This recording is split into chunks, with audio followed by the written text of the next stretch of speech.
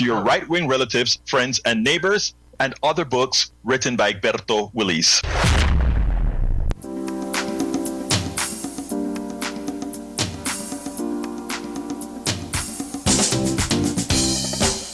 Welcome to Politics. Welcome to Politics. My name is Egberto Willis, your host. Good morning, Houston. Good morning, Harris County. Good morning to the great state of Texas. Good morning to the entire United States. Good morning to the entire world receiving our signals via the magic of El Internet. We are going to have a great show for you today. Folks. Anyway, without any further ado, let's get busy.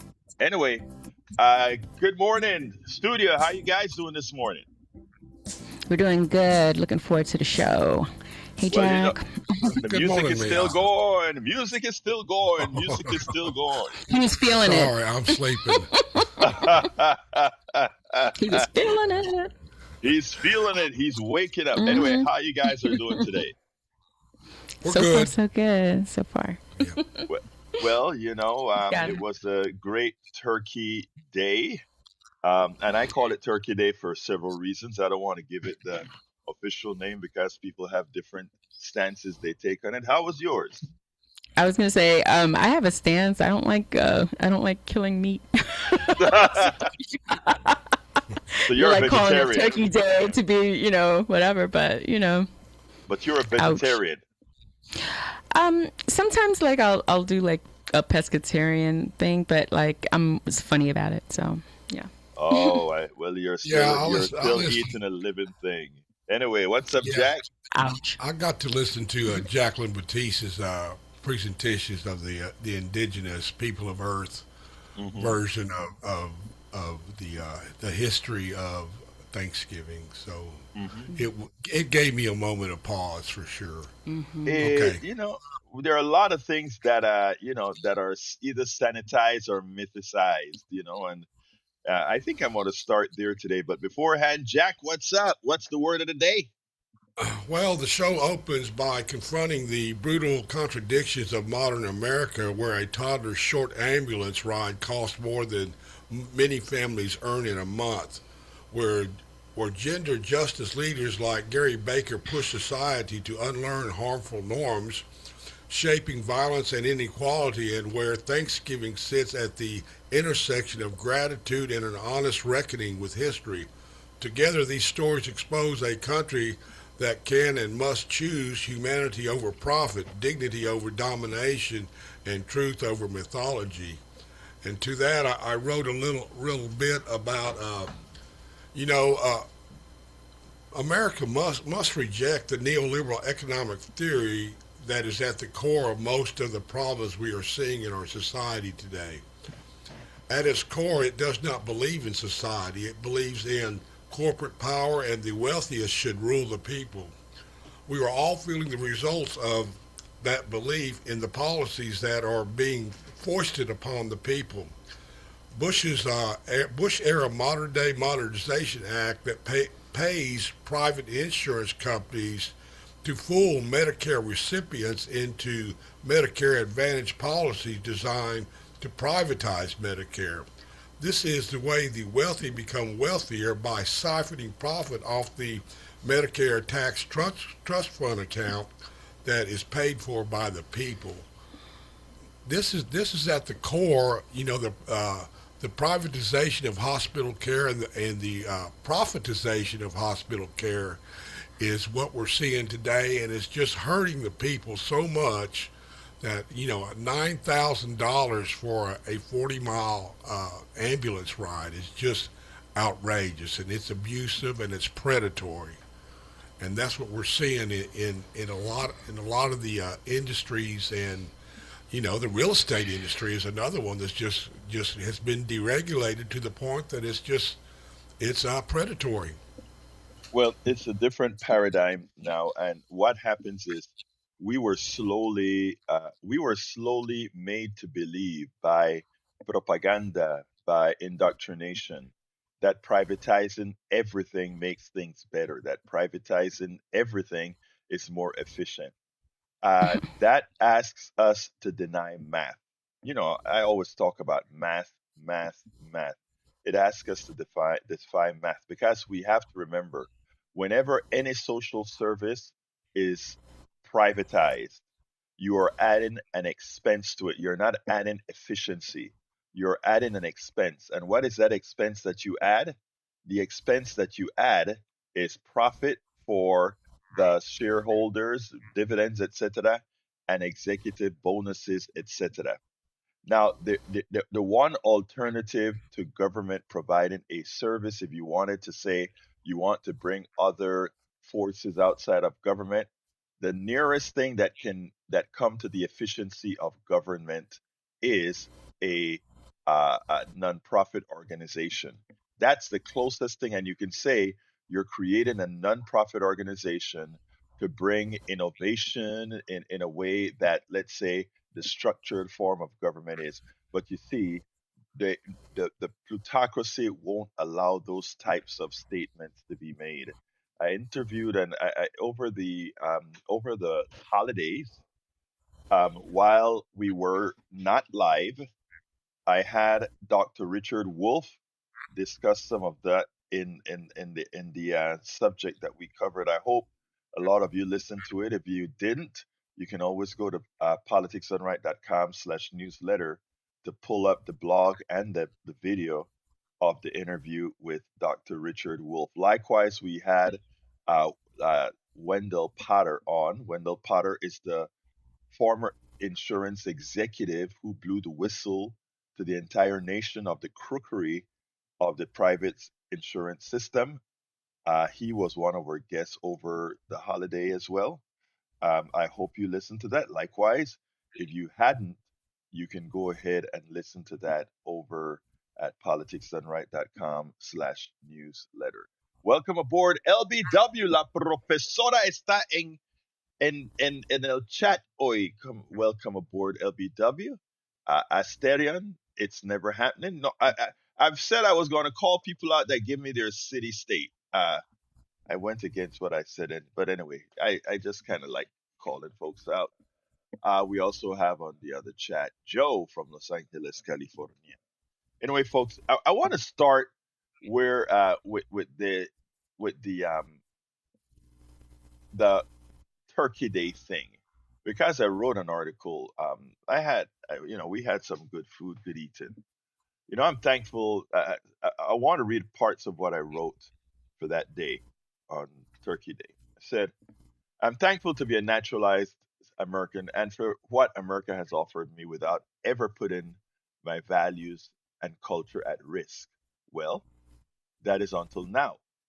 As Americans, we should all learn our real history to ensure we keep the parts that we should be proud of and atone for the parts we must regret.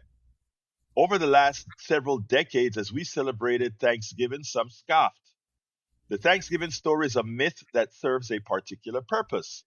The national narrative took shape centuries after the seminal event, especially in the 19th century, as a young America sought unifying stories. The myth offered a way to elevate pilgrims, English Protestants, property owning settlers, as America's moral founders. It buried the realities of colonial land theft, forced displacement, epidemic, and cultural destruction. Thanksgiving became a holiday of moral reassurance, a way to imagine the country as born from fellowship rather than conquest. This narrative grew stronger as westward expansion and violent indigenous removal reshaped the continent. Vis-a-vis Trail of Tears. A unified myth proved politically convenient. Now, the Trump administration has so changed the education department, it's almost illegal to tell that reality. That isn't a reality that should put anybody's face to shame. That is just a reality. Every country has its, like I mentioned before, it's good and it's bad. We should learn them all and atone for what we've done after learning what we've done. America has grown more inclusive socially, if not economically, with the different progressive movements that have asserted our rights: civil rights, women's rights, disabled rights, gay rights, etc. The equalization of our existence has terrified many, as their success will not depend on their gender and race, but on their aptitude and merit. The attack on diversity, equity, and inclusion is their answer based on a false premise. To be clear, DEI does not bring in less qualified people. That's the myth. Just like many other things we learn as a myth, there's a myth that DEI brings in unqualified people. That's false. It ensures that the pool from which qualified people are chosen is diverse, thereby attracting better people for any particular job. This is not conjecture or wishful thinking, but a quantifiable fact, irrespective of the false information floating around. A clear example of the results of diminishing a qualifying pool is the Trump administration. The Trump administration had a choice from a diminishing pool. They didn't have DEI to ensure that the choices came from the vast level of intelligence that we have here in America. Instead, it was a reduced pool of incompetence. From the defense secretary to the transportation secretary to the treasury secretary to the to the attorney general to the director of the FBI, to name a select few, that degree of incompetence is the result of not having DEI explicitly or implicitly. And now we have a defense secretary under fire for what seems like murder, or at least a war crime or war crimes, because they take the lives of others so frivolously. Again, incompetence, incompetence, incompetence. I'm thankful on both personal and public levels. I'm thankful that that after having two strokes, one that almost killed her and left her left side incapacitated, my young daughter, after rehabilitating for 5 years, transitioned from medicine to teaching, displaying a love for her kids and profession that is needed more than ever. We so need teachers. Thank you, LBW. Thank you for being, in effect, many a times a sacrificial land for keeping society going. I'm thankful for family. As a workaholic and activist journalist, I miss many Thanksgiving with family, often spending them alone because it would be unfair to my wife and daughter not to spend time with the larger family. This Thanksgiving, my new nephew, my wife's niece's husband, would have none of it. He queried about the internet speed I had and created a setup with screens.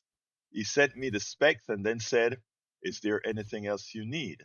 We want you here." I can't express how touched and thankful I was that he did that. In effect, he said, "You have no excuse. Get to Dallas and spend a few days with your extended family." It is great seeing all the grown kids eating too much and periodically running upstairs to stay caught up. In fact, I ran upstairs to write this. I am thankful that America is waking up. This is the most thankful of them all. And I'm not just talking about Trump's polls numbers tanking as expected. They are waking up to the economic changes we need in this country, irrespective of political party. As independent activist journalists continue to make the case for a significant change in our economy, from healthcare to AI to UBI to family leave and much more, that we have all worked for, even as much remains unrealized, we cannot help but be thankful that Americans are starting to understand their worth to our society at large. It is we who build our economy, not the oligarchs, not the plutocrats, not the wealthy. In fact, a wealthy person on an island with a farmer could not survive without the work of the farmer. Why then does that wealthy person has more worth in our current society than a farmer? They shouldn't. The engineer who builds the products that we all depend on that enrich a few, whether that be Bill Gates or whether that be Elon Musk, who couldn't write a piece of code that gets his spaceships to the moon or wherever the hell they're going, why should he be the rich one and the engineers hoping that they stay on the job and not get laid off? Doesn't make any sense, does it? The people with the intellect, the people with the know-how, the secretary, the janitor, the garbage collector, people we all need to exist are worthy, more worthy than that wealthy person who knows to do nothing for themselves, who depend on us all to be able for them to survive. Then why have we been taught, have we been indoctrinated to believe that they are more worthy than we are? The coal miner who enriches the owner of the mines, who would never put their lives at risk to be in that hole that generates the carbon. Why should they be more worthy, the rich, than that coal miner? Why should the executive be more worthy than the doctor? You see, we have todo tenemos trastornado. We have it all flipped around as who is worthy. Whenever I open my door and I go anywhere and I look at people, I see I see a bastion of worth. Whenever I see the rich, I see a bastion of parasites in the aggregate. I mean these things that I'm saying. I like everybody else grew up looking up thinking that the rich had something special, that the plutocrat had something special. What they have special is they know an economic system of which taught them to exploit us all. And when we learn that, when we believe that, when we see that that is the reality, we will start electing people of worth. We wouldn't get a Donald Trump who doesn't know how to wipe his butt. We would simply start to learn that it is us collectively that create.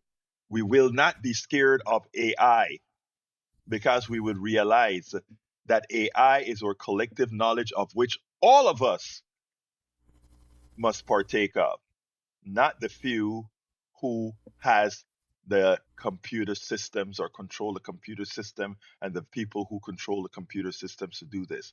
We're starting to talk about the 20-hour week. People don't have fear, have resolve. Not fear, resolve. Resolve to do what's right. Resolve to assert your worth. All of you that are listening to me in your cars going to work right now, you are the ones that make this country happen. You are the ones that are worthy. I don't care if you're going to pick up somebody's garbage, to sweep somebody's floor, to sweep the streets, to heal a person, to teach a kid. All of you collectively, we could not live without you.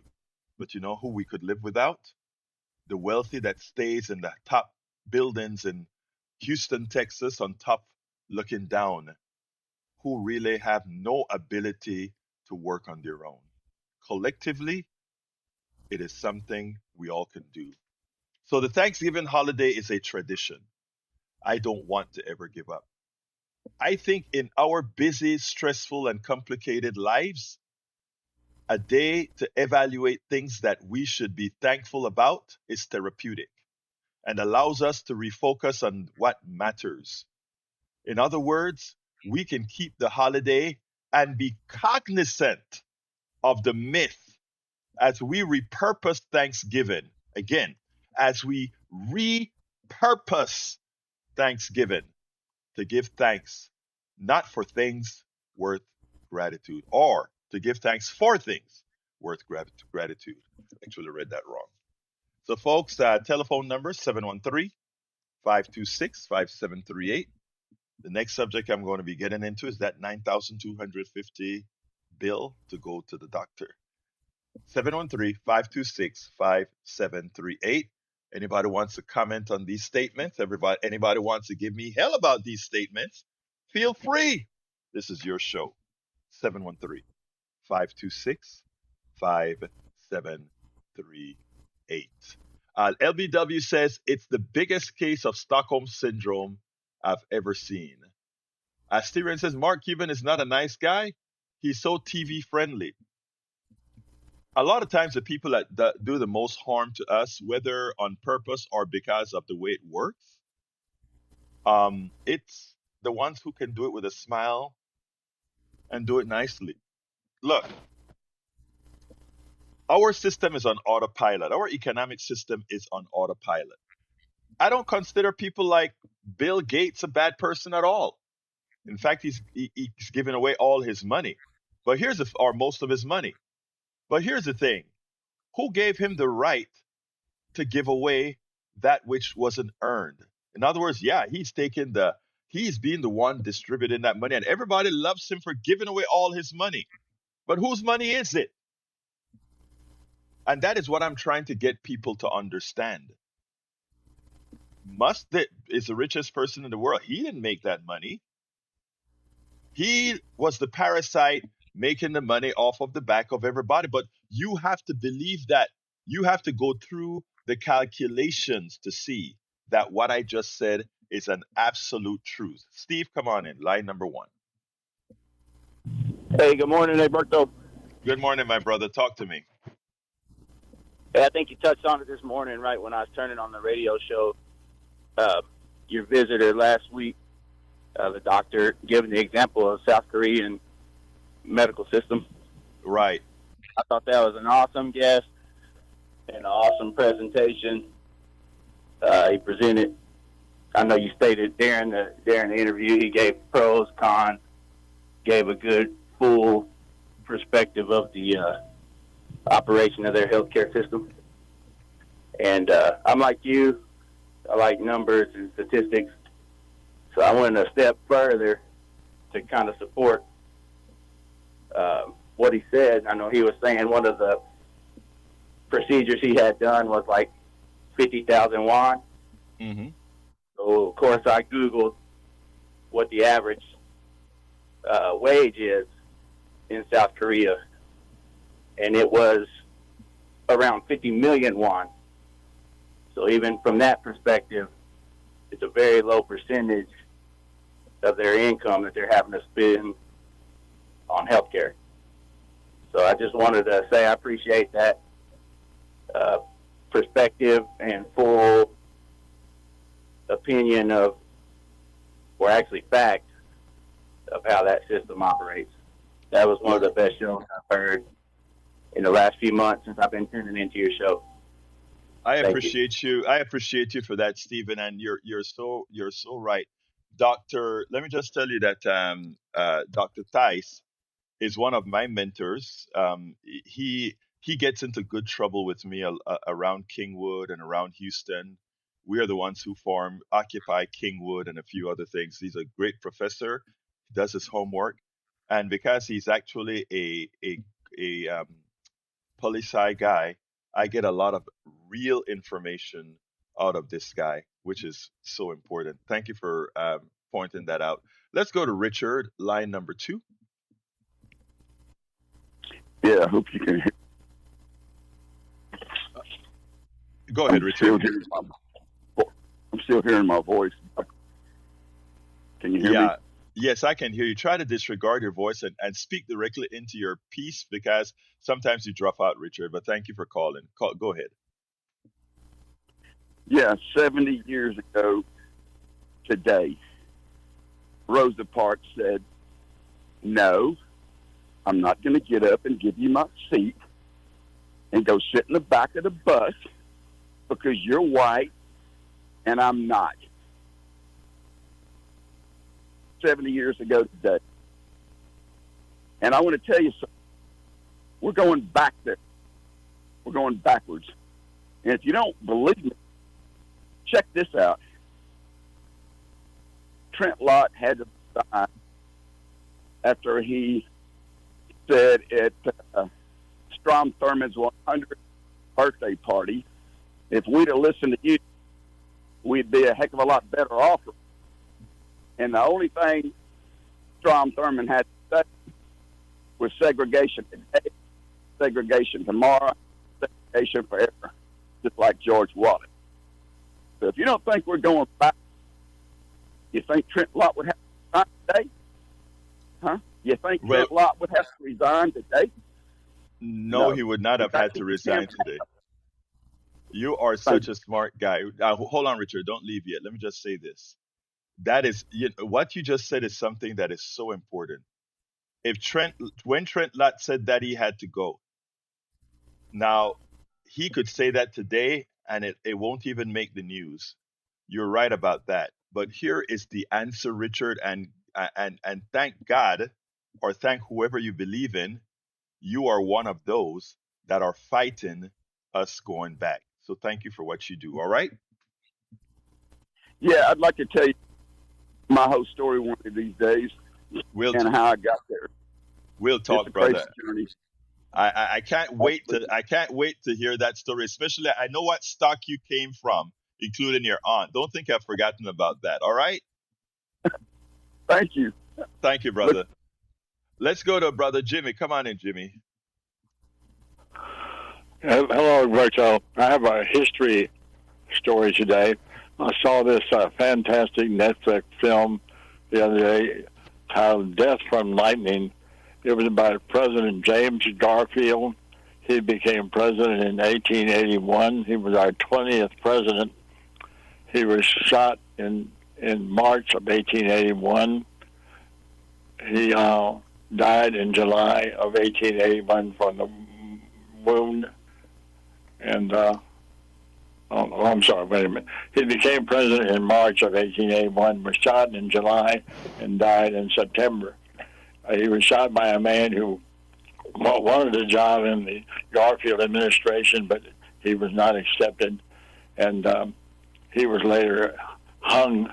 They had an audience sitting in about 40 chairs watching this execution where he was hung. But it's kind of a story of guns and how guns kill people. And the title of the film, Death from Lightning, came from a quote that said, a president is just as likely to be assassinated as he is to be struck by lightning. And of course, that's not true. We've had 3 presidents who have been assassinated, and none of them have been struck by lightning. And you know what is so funny? That's 3 presidents, and we had 47, right? So we are Yeah. having that 7% or so. But anyhow, lightning doesn't strike 7% of people. So you're so right about that. Uh, Jimmy, I think he died of an infection, right? The president, Garfield. I think he died of an infection because the president went ahead and did something with some dirty tools or something like that. Yeah, they were trying to remove the bullets from his body under unsanitary conditions. Incidentally, he went to the Republican convention, and on the first vote, he only got 1 vote. And several other candidates were running, but they ended up with like 35 different votes before he finally got the majority, which was pretty amazing. He had been a general in the Army also, I guess, in the Civil War, but it's pretty an amazing story. And we need to have less guns around this country, too many guns. And Absolutely. Thank you, brother Jimmy. Thank you very much for your commentary, sir. And you have a wonderful rest of your day, sir. All right. I think I can go ahead and start with this other subject. I wasn't going to do this one this morning, right? I was going to go on to the Medicare. Today is January 1st. There are 7 more days, including today, for people to make their selection on Medicare versus Medicare Advantage. If you're 64, turning 65, and you're making that choice, Medicare versus Medicare Advantage, please remember everything that we've spoken about here. I can't tell you specifically what to do. I'm not authorized to do that. I'm not licensed to do that. But I read like many of you read. And I can tell you everything that we research, everything that's found out. Medicare Advantage is a fraud that's painted with nice, beautiful lipstick. You have to wonder, All of you that are watching out there know how expensive ads are. It seems like every other ad that you watch on TV right now, as that December 7 is approaching, is trying to convince you to go over to Medicare Advantage. That's how much money there is in Medicare Advantage for the private corporations, that they have a budget so large that they can put all those ads on TV, all those mailers that you get, all those people that call you. That's a huge budget. Imagine, imagine if that budget was used. Imagine, I meant December 7th is when the enrollment ends for Medicare Advantage or Medicare, um, Jack. But imagine if that money, that billions of dollars that are used in all those ads and all those papers and clips you get in the mail and all those ads in the newspaper, every turn that you make, there's an ad for Medicare Advantage. Every turn. That tells you the fraud that is within Medicare Advantage. All that money could be used to heal people, but it's used to convince you to jump into Medicare Advantage so that each person that jumps in, they can collect a bunch of our money from the government and then give you care. For people like our brother Jimmy who just called, he happens to, for now, be in with some good good plan. But that isn't the experience of most. Okay? So I am warning all our listeners based on everything that I've read and learned. A public, this is a public service announcement. Research your research. Ask these guys what happens. The reason why you have to renew your plan every year is because they have to determine if they were profitable or not. And if they're not profitable, they don't take the pain, you do. You are the one that's denied services. You are the one that they tell what drugs you can take or not. You are the one that they say you can't go to this hospital, but you can go to this one. You are the one that if you make a mistake that you're out of town and you get sick and you are at your daughter's home and you try to go to another doctor in that town and you come home, you find a bill that you can't afford. None of that applies to Medicare, traditional Medicare.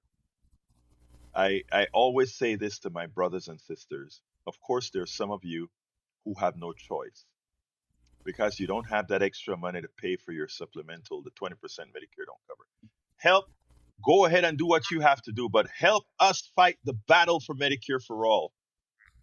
Help us elect people who are going to do it so that all of us are covered 100% for healthcare like any humane country would do. And you want to know why? Listen to this story. I found it in Kaiser Foundation. And I originally found the story at Daily Kos. And when I saw this wasn't the story for today. I was going to spend all the rest of my time on Medicare Advantage, Medicare, because the time is approaching where they're really suckering you into Medicare Advantage. But this story hurt my heart because it is something that almost happened to me. Before I go into this story, a personal story. I was at KPFT one night. My show, Politics Done Right, used to be, I think, like 10 at night or 9 at night or something like that. And I went in and I just felt funny that day. You know, the body was jittery, all of that. And God, I'm forgetting names now, but anyway, one of our guys that it's always at KPFT came in and said, "What's wrong with you, Egberto?" And I kind of told him I was kind of jittery, etc. And then he went ahead and he got his girlfriend was a nurse, and he went and got the meter, and put the meter on me to check my blood pressure, and I broke the meter. Couldn't measure my pressure. It kept on going high, high, high. So eventually it worked for one quick second, and it measured my pressure at 240 something over 140 something. We thought the thing was broken, but I felt funny, and you know what? I just said, you know what? Let's go ahead and play, play something else, and I was going to go home. Actually, it wasn't my show. I think I was doing Koenig's show then, and he went ahead and finished the show for me.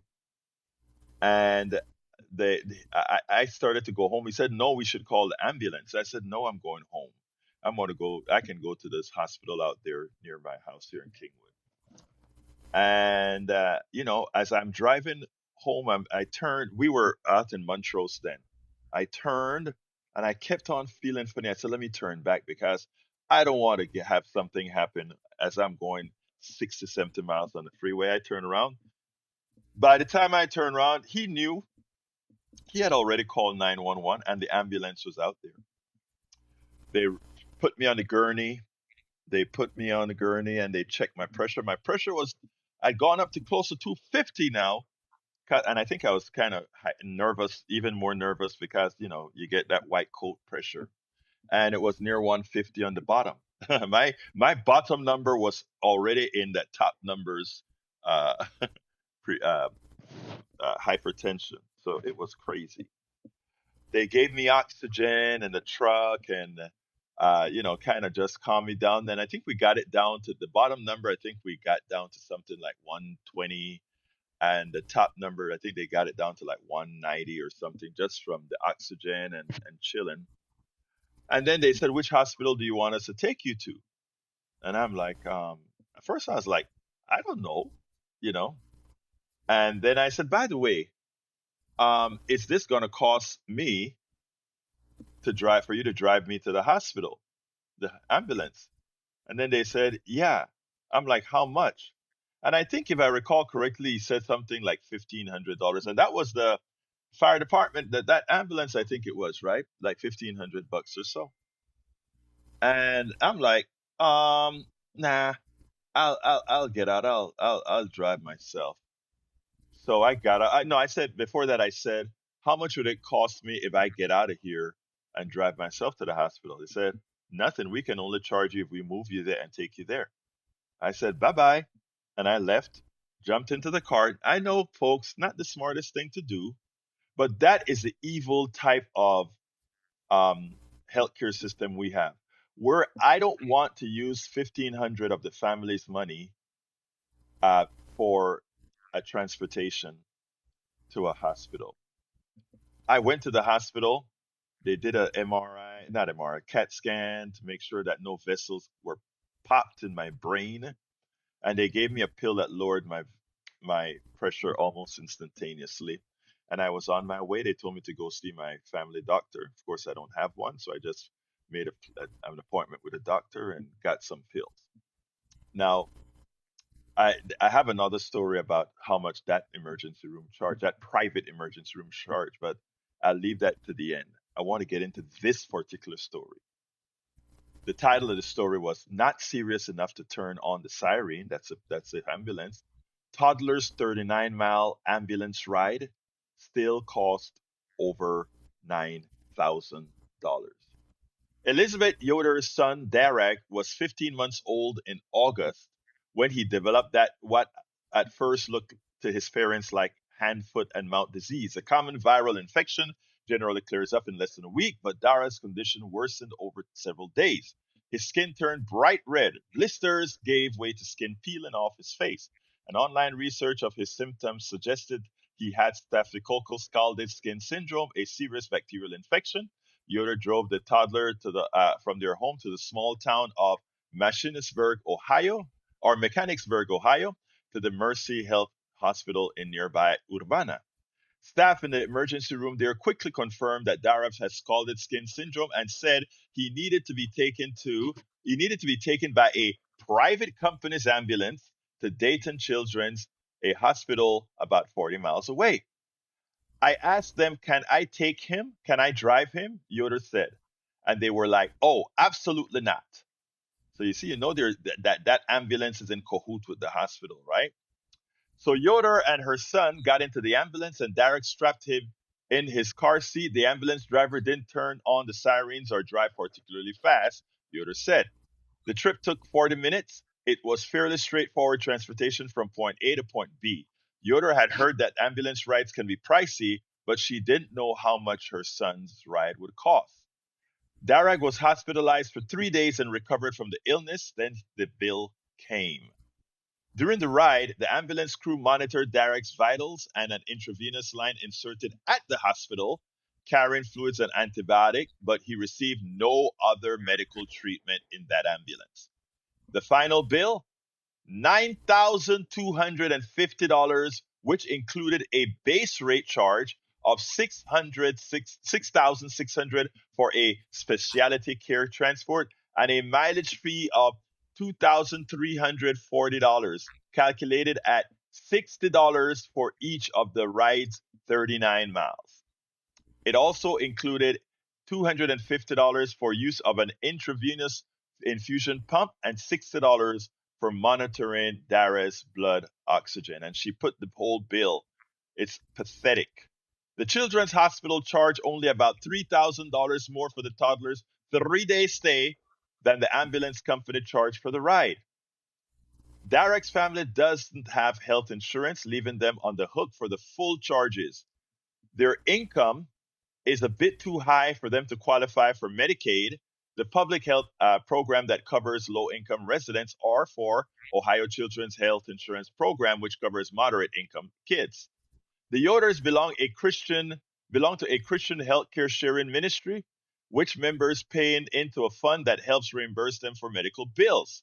Unlike health insurance, such arrangements do not offer members negotiated rates with ambulance companies or medical providers, and there are no state or federal billing protections that would help an uninsured patient in Ohio with a ground ambulance bill.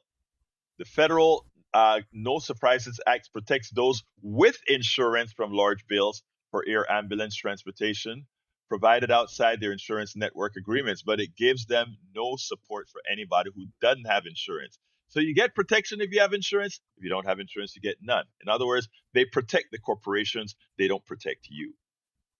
Patricia Kelmer, the Senior Director of Healthcare Campaign for PIRG, a national advocacy group, said ambulance charges vary widely. She said she's seen per mile charges range from less than $30 to more than $80, as well as base rates that differ dramatically. Some patients, such as those with traumatic injuries, need ambulances with highly trained staff and advanced equipment, Kelmer said, so it makes sense that those rides more expensive, but patients rarely are told that the ride will cost until they receive the bill. Actually, that's BS. It doesn't have to be expensive at all. Jennifer Robinson, a spokesperson for Mercy Health, said she couldn't comment on a specific patient case, but said the staff followed established medical standards. Well, the established medical standards are a failure. When a patient requires a higher level of treatment, ambulance transfer between facilities is best practice. Kimberly Godden, a vice president for the ambulance company Superior Ambulance Service, said a doctor at the hospital service requested a high-level transfer for the patient, requiring special trained staff. Ha ha ha. Our priority is always to ensure patients receive the highest quality care. That's BS. Your only goal is to maximize how much money you can get from suckers, your parasites. Yoder said she repeatedly discussed the bill with the ambulance company representatives, including the option for charity. They told Yoder the best deal they could offer was to reduce the total by about 40%. In other words, from $9,250 to $5,600. If the family paid it in a lump sum, in other words, give me the money, we will allow you to pay $5,600. After months of discussion, the family wound up agreeing to the deal. They should never have, Yoder said. They put a charge on a new credit card, which gave them 17 months to pay it off with no interest. But that was a ripoff. Even $5,000 is a wealth transfer to the rich. We should have made a national news item out of this. After months of discussion, the family wound up agreeing to the deal. They have agreed payment plans with 2 hospitals which offer charity and discounts. The Yoders expect the Sharon ministry to reimburse some of it. Patients and their families should feel comfortable asking us hospital staffers whether a recommended ambulance company is in their insurance network and how much the ride to another area would cost. Kelmer said she doesn't want to discourage people from taking ambulances. No, I want to discourage people from taking ambulances. It's a ripoff, and most of the times it's not needed. Once consumers receive a bill for the service, she said, they often can negotiate the price down. Why should we put the burden of somebody who's already sick to negotiate pricing down for something? If the fact that you can negotiate the pricing down, doesn't that tell you there's a problem? People, why are we indoctrinated into accepting this crap? Oh, you can call it people and negotiate it down. That means it has no value. That means it is whatever I can get out of you. Can't you see that? Can't you see how the private sector in healthcare screws us? Let me show you how much they screw us. Listen to this now. I want all of you to listen to this. If the family had been covered by Ohio's Medicaid program, the ambulance service would have been paid much less than it charged the Yoders. The public health program pays ambulance services a $413 base rate for specialty care transport plus $5.05 per mile. So their total bill would have been under, or rather, the total that ambulance company would have gotten would have been under $500 if they were paid what the service is really worth. But instead, they charged more than 10 times what they would have charged Medicaid. This is our healthcare system. Why do we tolerate it? Why do we get scared when people talk about Medicare for all? Why aren't we screaming through the roof that these private companies are ripping us off, taking away our wealth? That family that had to pay $5,000 on a credit card, they are not a rich family. It puts them behind. $5,000 could do you know what for that family? That could have been in that person's college fund. That $5,000 could be used to do things worthy of. But a transportation of 39 miles put that family out $6,000 after negotiating the prices down. What kind of immorality is that? Can you all see that? The immorality of taking advantage of people in that way. Yoder said she wishes she had driven direct straight to the children's hospital. If she had skipped the local ER, she said they would have arrived at the bigger hospital sooner and she would have saved thousands of dollars. Well, you know what? That's not your fault, Yoder. You would not have saved thousands of dollars. Thousands of dollars would not have been stolen from you legally, because that is what happened. They stole your money legally. They stole your money legally. We have to make changes to our entire economic system. An economic system that cherishes capital over life is immoral. We are living under an immoral system. Immoral.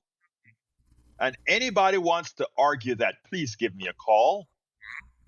When I think about this, the second part of my story, personal story, is when I left that room after being there for about an hour or so, that emergency room that I drove myself to. They did a CAT scan and gave me one tiny pill for my blood pressure. A few months later, I got a bill, $5,000. I called him up and said, "You're crazy. Suddenly, after they found out that I was going to talk about it on the radio, it went down to $2,500. Folks, this is evil, this is immoral, and there's only one set of folks who can change this, and it is you getting engaged and electing politicians that talk about Medicare for all and talk about really solving your problems. Affordability. You know why Danny in New York won so bigly? Because he started to speak our language, the things that harm us the most. Bruce, line number one. Hello, Alberto. I got you, Bruce. Can you hear me? Yeah, in 2008, I had a double aorta femoral bypass, and I was in the hospital 5 days. The vascular surgeon told me that it was worse than he expected. He had to tell the other two vascular surgeons to cancel their appointments and come in and assist. Kaiser Permanent, and he presented me with my copay, $10. Anyway, contrast that with 2022 here in Houston. I had a gallbladder removed. They send me the copy of what they billed Medicare right at $100,000. And you wonder what's wrong with medical. I'm going to get off the play. Happy Thanksgiving, everybody. Bye. Thank you, my brother. That story is told over and over again. All right, Betty, come on in, sis. Good morning. Good morning, Betty. If you have Medicare Advantage, you will be standing in the corner with the other chicken. Delay, put off until you give up and try something else, and it might be too late. Trump, he is so sarcastic, and he walks around with a chip on his shoulder and daring us to knock it off. But she wanted, God, I can't think of her name, Mayana. Yeah, she said she didn't eat meat. Tell you about the cattle business in Texas. If we get our beef from other countries, we'll be inviting diseases. They carry a big variety, and you can die from them. Unreal. But on the Medicare Advantage, don't be a fool, big fool. Thank you. Thank you, beautiful. Thank you, beautiful. We have Cheryl Elkin says it's taking advantage of people under duress. It's cruel. It sure is cruel. Styrian says, I'm fairly certain the cost of that ride by my city ambulance services is set by commandment of council, which would be a good thing. Thank you for having been here, LBW. No, you got to get to class. What else have we got here before I move on? Let me check the other chat. Whoa, the other chat is flying. Hi, Paul Fleming from Powder Springs, Georgia. Thank you for being here. He says, man at Home Depot reveals that Black Friday sales were exactly the same prices as before the sale. This is why no one gets excited for Black Friday anymore. I mean, that's what they do. That's what they do. Let's see. Did the care you got save your life? I'm not going to answer that, Lita Beercat, because that is tantamount to saying, if somebody saves my life, is it fair to give them absolutely everything that I own? Is the sky the limit as far as what we pay?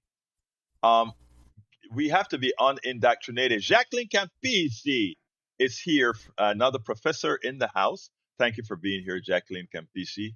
Let's see who else I need to give a shout out to. Harry Denson from Missouri City, Texas. How you doing, sir? Thank you for being here as well.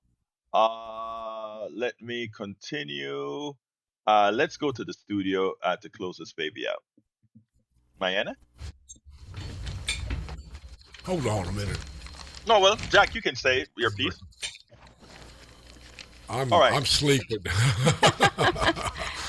ahead. Go ahead. Oh, okay. I'm just thinking, like, also I had an accident, and it was like a car accident, and I went to, what do you call it? Like, not Urgent a care? urgent care. I thought it was an urgent care, but it wasn't. It was called. They said eventually when I got the bill for $20,000, it was An emergency room. a private hospital emergency or something like that, like a separate emergency room for a hospital.